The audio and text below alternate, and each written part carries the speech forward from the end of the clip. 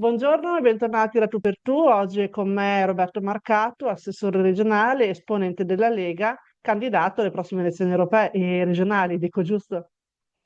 Assolutamente sì, buongiorno a tutti e grazie per l'invito. Lei si è candidato, è il primo nome sul tavolo, mentre si sta ancora cercando di capire la Lega insieme con Fratelli d'Italia. Si dice, si fa un gran dire che si andrà insieme, però poi stanno emergendo i primi screzi anche insomma, significativi, specialmente con Forza Italia. Quindi ci racconti un po' qual è la situazione. Sì, no, chiamarli screzi è una forma molto elegante. In realtà stiamo parlando di veri e propri attacchi fatti da Forza Italia al presidente Zaia e all'amministrazione regionale.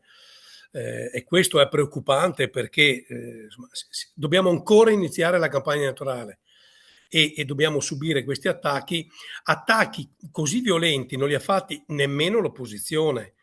Allora mi chiedo se ci siano le condizioni per andare, per immaginare una coalizione con Forza Italia, perché è evidente che mancano, come dire, mancano gli elementi di fiducia reciproca che sono vitali per una coalizione di governo.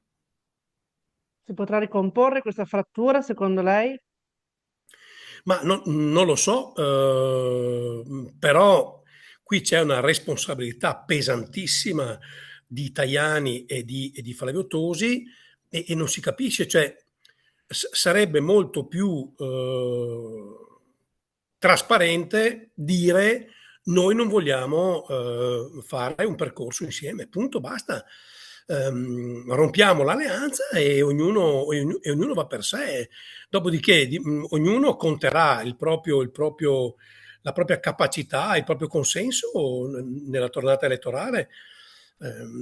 Cioè, la vedo dura che si possa ricomporre. Cioè, come si fa a ricomporre un attacco di un segretario di partito regionale che dice che il presidente Zaia con la sua amministrazione ha lasciato delle voragini sul bilancio regionale? Ha detto voragini, cioè, stiamo parlando di critiche, stiamo parlando di un'accusa mortale, non so come dire, per cui si ricomporrà questa frattura. Io la vedo dura, francamente, anche perché stiamo prendendo molti colpi, davvero molti colpi come Lega e noi dobbiamo uscire dall'angolo. Non possiamo farci trattare dagli alleati in questo modo. Non fa bene all'alleanza e non fa bene neanche al partito. E credo che i veneti siano anche stanchi di sentire ogni giorno polemiche di questa natura, quando invece dovremmo dire ai veneti qual è il candidato presidente, qual è la coalizione e quali sono i programmi. Cioè noi dobbiamo dire ai veneti che cosa intendiamo fare per lo sviluppo delle imprese, per la sanità, per il sociale, per la tutela degli anziani, per trattenere i giovani laureati e diplomati nei nostri territori. Questo dobbiamo dire. Ogni giorno stare qua a doverci difendere dagli attacchi agli alleati, francamente è una perdita di tempo e rischiamo di perdere anche il collegamento con il popolo che vogliamo rappresentare. La sua candidatura è un po' anche un voler forzare la mano a chi, sempre dentro la coalizione Fratelli d'Italia, rivendica la candidatura di un esponente del suo partito. Ma guardi, io avevo anche, volevo anche capire quale fosse l'impatto di una mia candidatura e devo dire che la risposta che c'è stata sui social, WhatsApp, messaggi, telefonate, è stata mastodontica e positiva.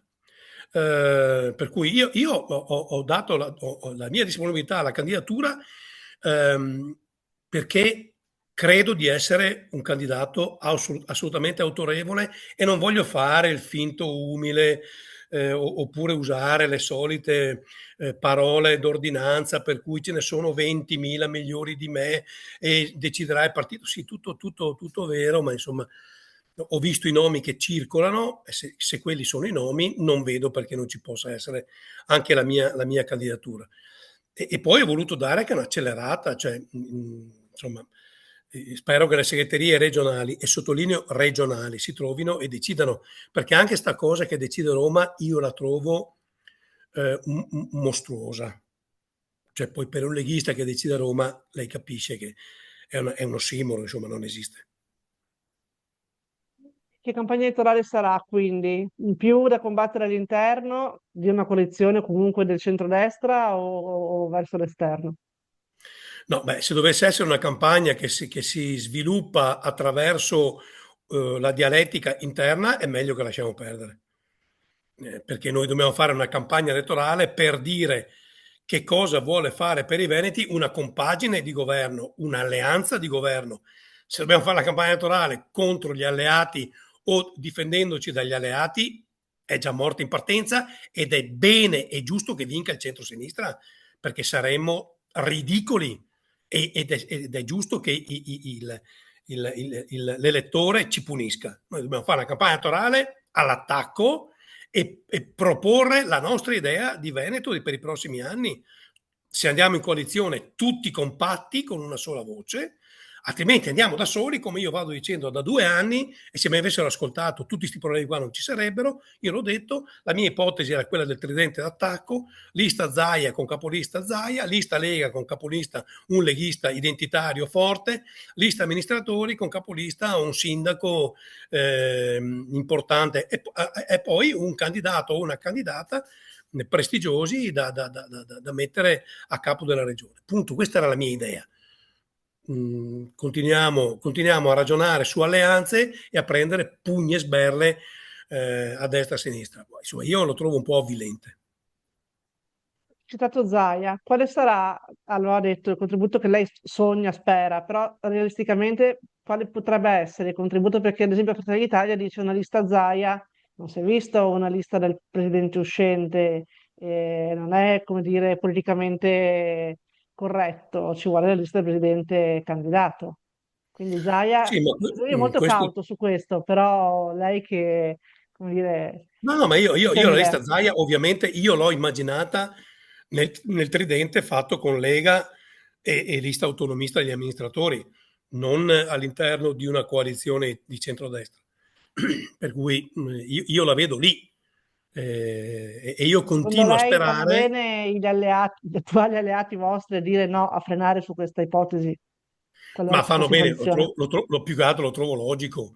Per me è inaccettabile, ma lo trovo logico. Cioè, parliamoci chiaramente, se io rappresentassi oggi un partito che è 3 volte la Lega, vorrei dettare le regole del gioco. Cioè, ma mi sembra molto, molto normale, ma così come quando Fratelli d'Italia dice il candidato presidente deve essere nostro, è assolutamente legittimo. Cioè, sarebbe strano, innaturale che loro non chiedessero la candidatura di un proprio iscritto. Con i numeri che hanno è normale. È altrettanto normale che noi chiediamo continuità perché abbiamo un trascorso che nessun altro partito ha, perché abbiamo un esercito di amministratori che nessun altro partito ha e perché abbiamo dimostrato di avere un collegamento con i Veneti che nessun altro partito ha. Punto. Poi, ripeto, tutto può essere rivisto, ma insomma, questa è la mia visione. Ecco, lei dice però bisogna fare presto perché stiamo perdendo tempo parlando di alleanze e criticandoci a vicenda, insomma. È importante che si trovi una quadra, che sia da soli, che sia in coalizione, e iniziare a fare questa campagna elettorale a partire da un Ma nome che certo, sia quello. adesso le faccio un esempio, no, io abito nell'Alta Padovana. Per venire a Padova, nelle ore quelle di punta, cioè dalle 6:30, 7 alle 9, 10 di mattina e poi nel tardo pomeriggio fino a sera, per fare la 308 si va via a 20 all'ora, perché è una strada a una corsia ed è il collegamento anche fra, diciamo, la parte sud del Veneto con la pedemontana. C'è bisogno di raddoppio di quella. Allora, per esempio, credo che i veneti chiedano: benissimo, voi siete una coalizione di centrodestra, vi impegnate a portare a casa le risorse per fare il raddoppio della 308? Questo vogliono sapere. Non vogliono sapere se Marcato è simpatico a Salvini o se Zaia farà il maniscalco o andrà a fare. Cioè, sì, tutto ma sono cose che da gossip della politica, ma la politica vera deve essere una visione che dia risposte alle esigenze dei cittadini. Di questo dobbiamo parlare. Per cui io spero che le segreterie si trovino, decidano, questo è il candidato, questi sono i candidati consiglieri e andiamo in campagna elettorale, chiudiamo sta partita che ormai ha stancato tutti. Io ringrazio molto Roberto Marcato, assessore regionale, esponente della Lega, candidato alle prossime elezioni regionali, per essere stato con noi e a voi l'appuntamento alla prossima puntata di A Tu per Tu. Grazie. Grazie a lei.